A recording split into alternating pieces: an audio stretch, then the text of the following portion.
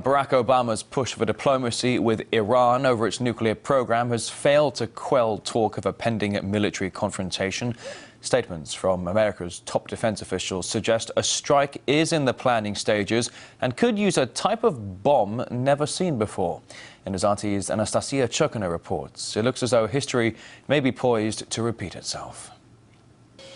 Can you come out of the water for it? There you go. Fish are a popular pet among U.S. war veterans like Mathis Chereau, soothing the nerves of some of the roughly 170,000 American soldiers suffering from post-traumatic stress disorder. The U.S. Army flag has 183 campaign ribbons on it. Those 183 ribbons each represent wars. When you compare that to the 236 years that we've actually been around as a country, you're talking about, a war on average of once every year and 3 months.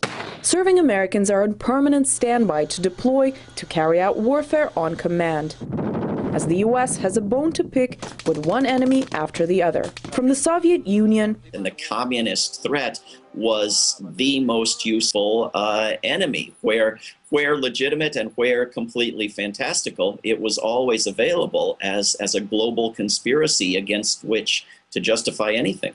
To smaller antagonists after the Cold War, the list keeps expanding. Allied air forces began an attack on military targets in Iraq and Kuwait. Airstrikes against Serbian forces. Our war on terror begins with al-Qaeda. Striking selected targets of military importance to undermine Saddam Hussein's ability to wage war. We hit Gaddafi's air defenses. With a defense budget that surpasses the military expenditure of all other countries combined, no other nation drums up war as consistently as America. And while people are still responding and recovering from the violence that's committed in one place or even in the same place, we're launching new operations and more atrocities in different parts of the world. A military-industrial complex worth billions of dollars is largely America's driving force.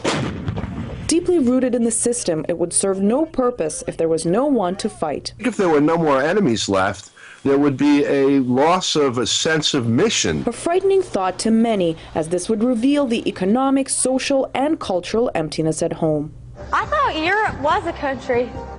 When there are no enemies, Putin trying to put together the evil empire again. Do in Syria what we're doing now in Libya? We've got to overthrow this guy. The threat that Iran poses us. Year in and year out, Americans are convinced that the U.S. has to remain on the defense. We're petrified of death by terrorism. So, shoot, I think a lot of Americans wish we'd spent more money on war. Finding the next target is never difficult. We are inventing the nation of Iran as an enemy, as a threat to the United States, as a possessor of nuclear weapons it does not possess, a nation that has not attacked another in literally centuries and has no capability or desire to attack ours. What country do you think the U.S. might start a war with next? Iran. Iran is the one. Iran. It should be Iran. The U.S. has been picking and choosing which countries to intervene in for centuries. As the list of nations that America loves to hate expands, the concept that no war at all is also an option seems to have been forgotten. Anastasia Chukina, RT, New York.